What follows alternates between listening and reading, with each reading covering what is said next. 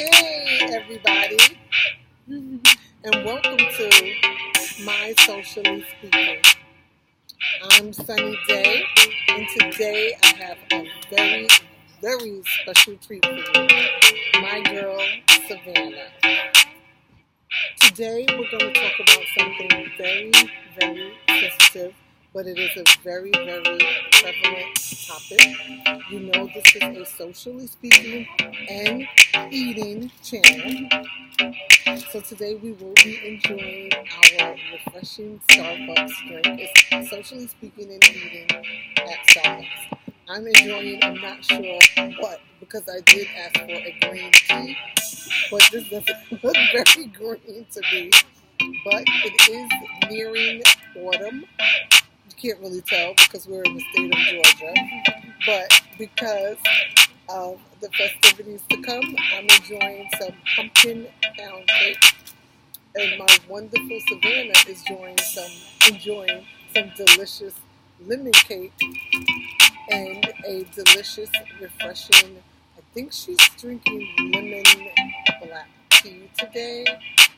Is it? It's like white peach lemon tea. Okay, white peach lemon tea. Something bougie like that. Right, exactly. Because she's very, very classy. So, I first want to let you know how Savannah and I became acquainted. When you see my face beat, not today, but normally when you see my face beat, she's the reason behind it. She is an extremely young, talented, beautiful on the out as well as on the inside. She is the person that does my makeup. Whenever you see me looking fabulous, Savannah's the reason. And we met as a result of her doing some of my makeup for the segment. And immediately we connected.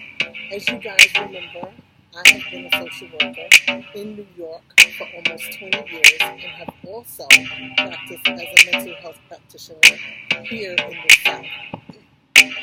And it's been so impressionable. You remember I wrote a book about it. It's called Social Work Drama. And the book is available on Amazon.com in both paperback and ebook. And I promise you, it is one of the most impressionable books you will ever read about the behind-the-scenes work in the social service sector. So, as Savannah and I met, and as we connected and began to talk over the makeup, I learned that Savannah has some experience with social work behind the scenes also as a consumer. So as I shared with her some of my findings and some of my observations, she became open about some of her experiences.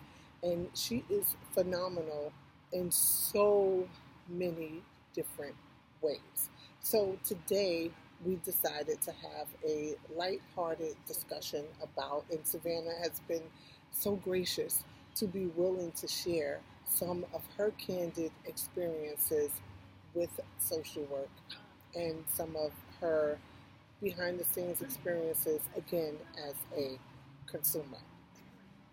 So, like I said to the people, we connected through beauty, through the makeup, but we also connected because we have, I guess, obviously, besides the obvious differences, there's a lot of similarities between us.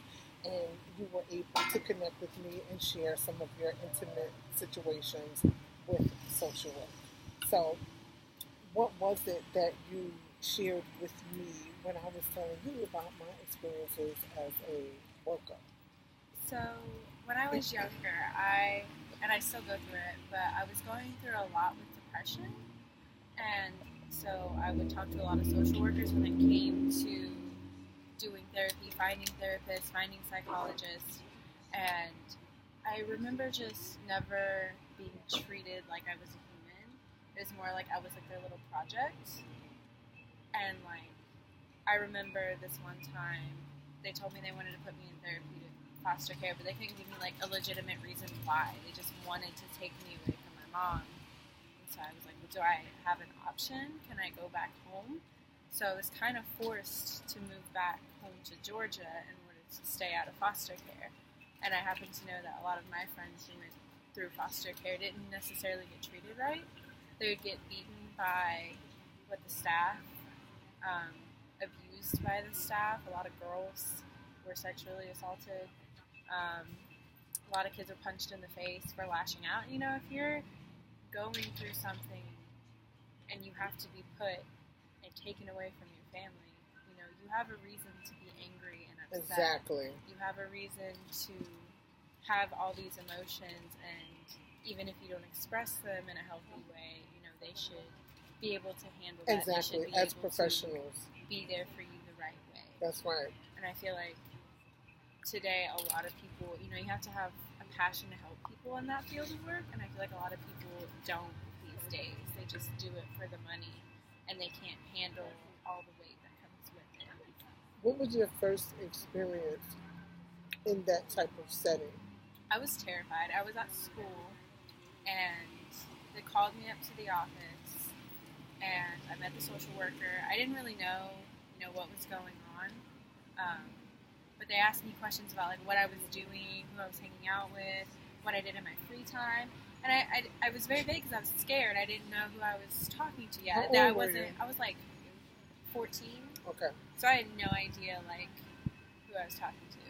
And so they were asking me, like, what do you do? And at the time I was in color guard. So I was telling them, like, oh, I just, you know, I do color guard 3 days a week. And, you know, that's like my family. That's who I hang out with.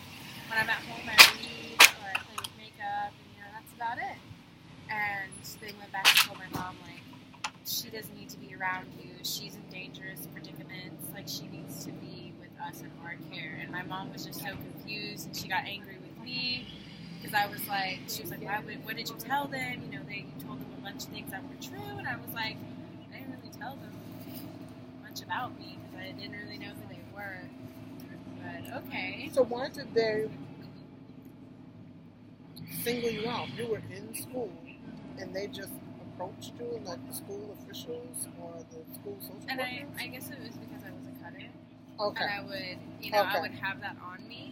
Okay. So I'm sure like somebody from the school like said something to somebody. Because they are mandated reporters. And I'm assuming too because I have had a history with mental health. Okay. They decided to go, okay, she's already been through this twice. We might as well just take her into our custody. And it's like, no, you don't. But the approach. The approach was, it waked me out. Because it's like, you should tell me who you are. You should tell me you're a social worker. And have a discussion with you beforehand. And also inform you that they are mandated reporters. And not just ambush you. That sounds like that's what that was. Yeah. And at the same time, like, I was doing a lot of questionable things that 14, 15-year-olds shouldn't do. And, of course, like, me thinking I was cool, I was, like, bragging about it to my friends. Mm-hmm. So I'm sure that went into factor. But still, it's like, you shouldn't take me away from my mom because of that. Like, maybe therapy, offer me therapy, sure. Offer me help, sure, but to take me away when she doesn't even know about these things I'm doing, you know? So it was very scary, and I know, like I said, a lot of my friends, I would, like, I hear horror stories from them, and I was, again, like, when I found out who they were, I was so terrified, because I was like, no, like, I don't want to be put through that. Right. Is that when you were placed out of the home? Well, it never got that far. They ended up giving me an ultimatum of moving back to Georgia with my dad or going into therapeutic foster care. And I was like, I'm going to go home to my dad. Right. Because I don't want to be taken away or anything. So, but yeah, it did. It waked me out. And you were very young. I was very young. It's very scary to approach a 15-year-old and go, we're taking you from your parents. So were you clinically diagnosed with depression as a teenager? My first diagnosis was at 11 years old, and it was depression. And then again at, I want to say 14. And then at 17, I was diagnosed with manic bipolar depression. And that's the first time I really figured out I was bipolar. Okay. And, you know, what that meant, how to move forward with it. And for years, I mean, even now I don't have it all figured out, but it took me a long time to really learn how to live with it and still be a happy person.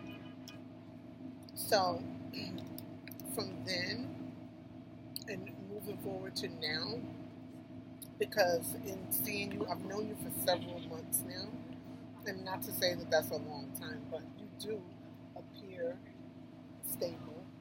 So from then till now, have you encountered any professional mental health practitioners that have been encouraging, have been supportive, have been engaging, that have been leading you in the right direction? Have you met any and worked with some? Definitely. You Most have. definitely. Good. There are some out there who are really passionate about helping people. Last time I received help, I met one. I can't remember her name, but she was really sweet, and we talked about really like, what do you want out of life, Savannah? Like, what do you want to do? What do you like? And I remember telling her, well, I used to play soccer when I was little, and I really like color guard. I still spin my flag sometimes. And she actually went online and found a website for me that was like an adult amateur soccer group. She was like, do you want me to sign you up? And I was like, yeah, sign me up. Like, I would love to try out. And I ended up going and trying out. Really? I don't know if I made it or not yet. Okay. But she set that up for me, and she gave me information about AA and NA, and like, if you need to go there, like, this is who you would be your sponsor. Like, if you need me to find you one, I can. And she even like gave me her number and was like, if you need anything, like, you can call me. Okay. And she was very genuine about it. Do you have any affiliation with NA and AA? Not anymore. I did when I was younger. I would try to go. Okay. But I really think it was my forte. Not sure why. Okay. I don't know. I guess the whole once an addict, always an addict. I relate to that, but at the same time, for me personally, like, this is just me. I feel like in my brain, I would use that to enable myself. Okay. So it will work in the reverse. Yeah, for me. That's just for me. For other people, I know, like, that helps them. But for me, it's like, okay, if I feel like I'm going to slip up, I'll tell myself, well, it's going to happen. And I can't tell myself that. Mm-hmm. And I also feel like just being around other people, it did really support me, and it helped knowing I wasn't alone. But I felt like that was something I really had to isolate myself with, because I'm really, really strict on myself about it. I won't even go around people who know people who know people. You know? Okay, good. That's right. I really have to stay away from people, places, and things, right? Right. That's a few of the premise of AA and NA. So let's talk just a little bit about, because this is socially speaking and eating, let's talk a little bit about some of the mannerisms of the so-called professionals that you personally have had to combat in regard to mental health treatment. Some of the so-called professionals that you've had to avoid, some places that you've gone that, or people you've spoken to, and we don't have to name names, but the intent is to put these so-called professionals on blast, because people need to know what to expect when you do go for treatment. Some people don't know.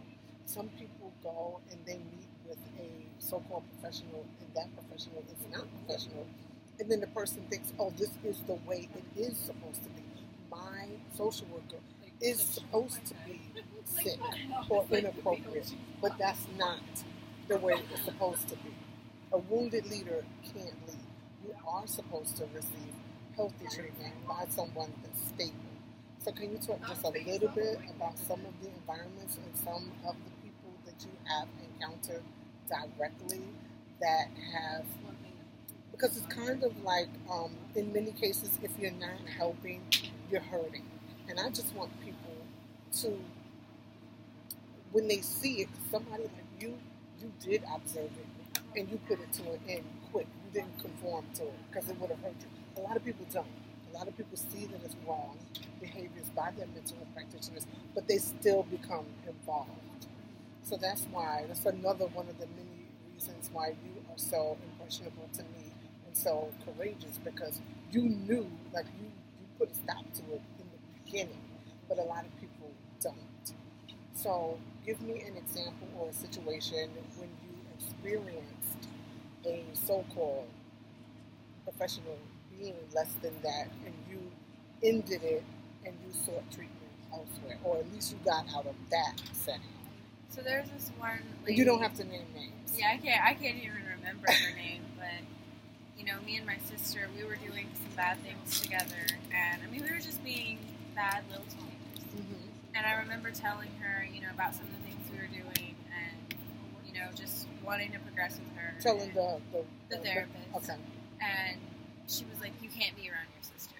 You absolutely cannot be around your sister." She was 18 years old. My mom had just kicked her out. Not right to do to someone who just turned freshly 18. Mm-hmm. It was a big fight. Of course, it wasn't supposed to be like a permanent thing. But she said, you know, you can't be around your sister. Your mom shouldn't let her back in the house. You shouldn't even talk to her. And that's your own birth sibling. That's my sister.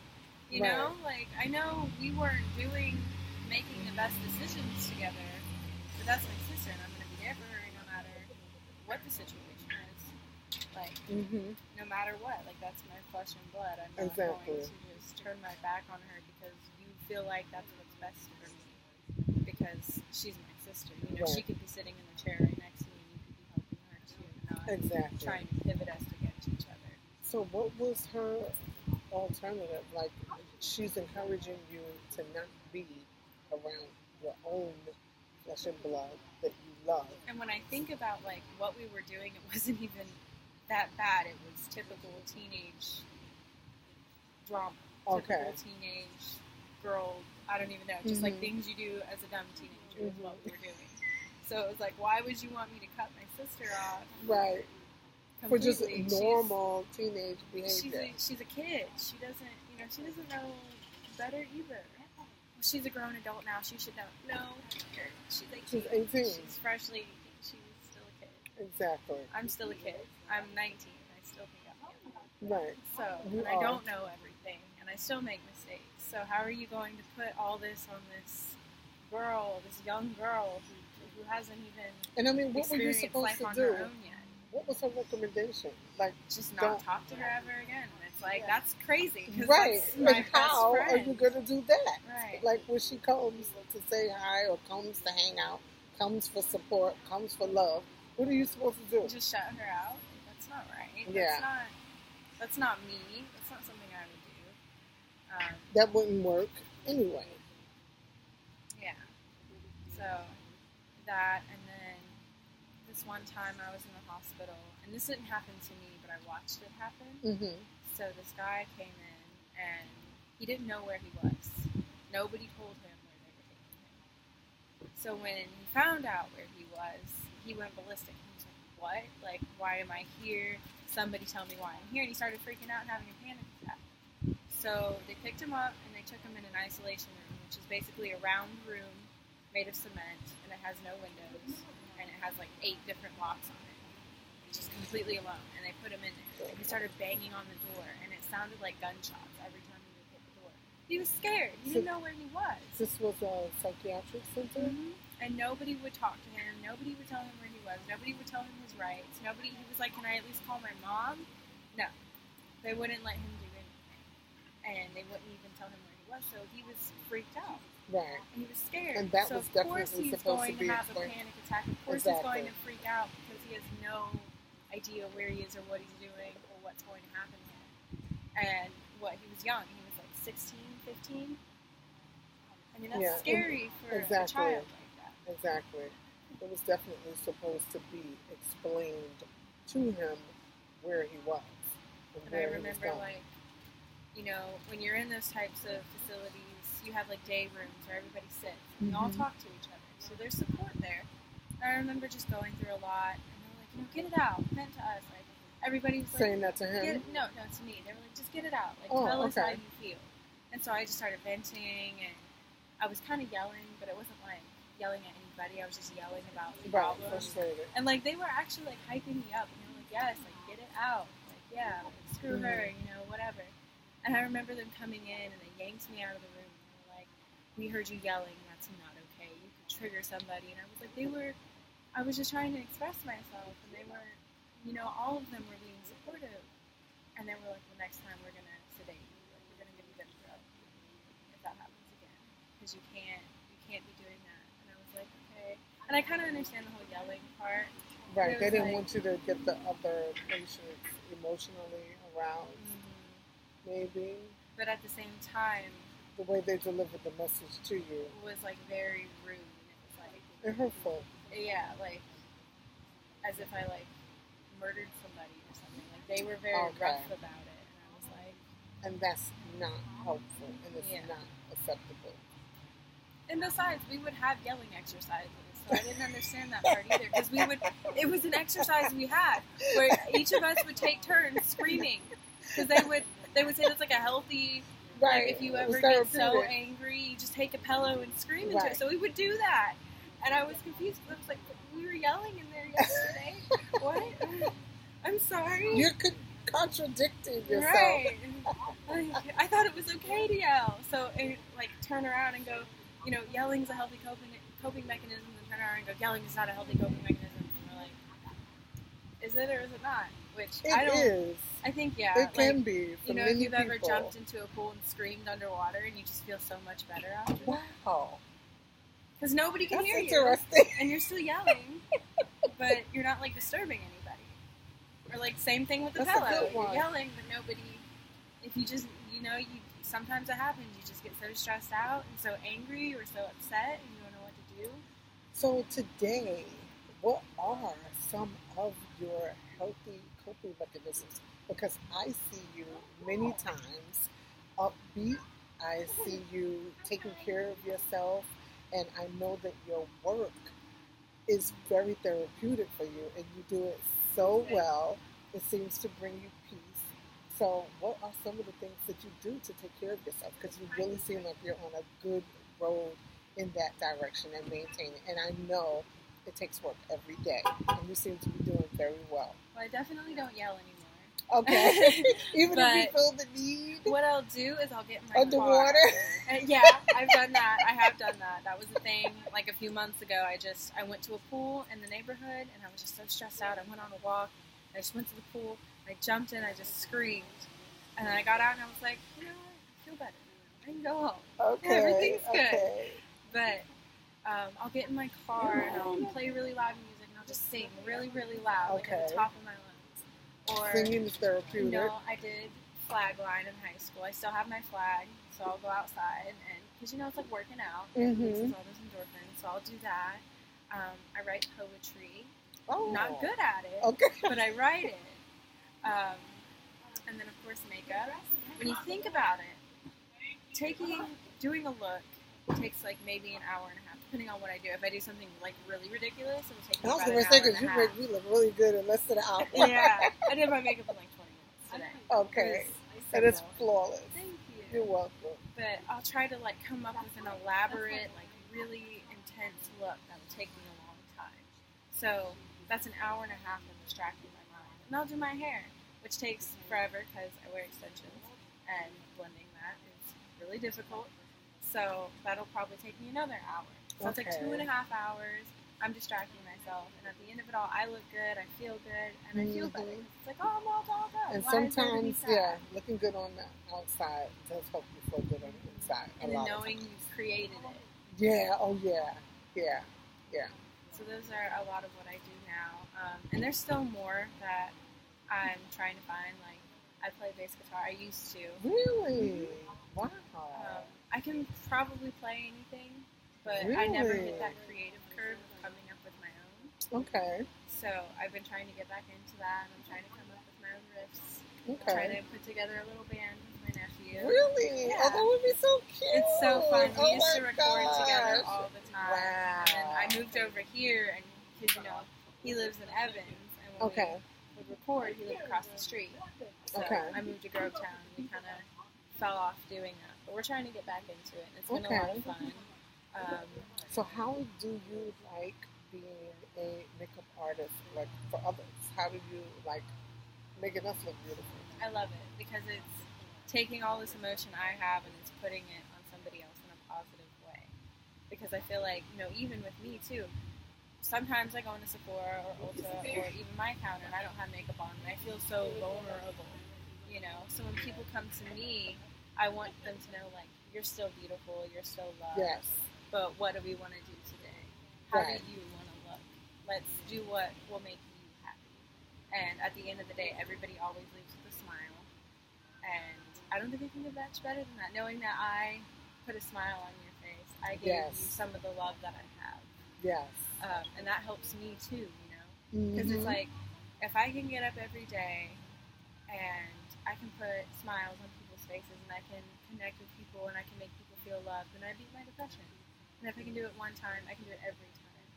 So even when I have those bad days and I know, like, I feel like it's not going to get better, I remind myself, like, you know, you can do this because it always does. It always Yes. gets better. A lot of positive self-talk.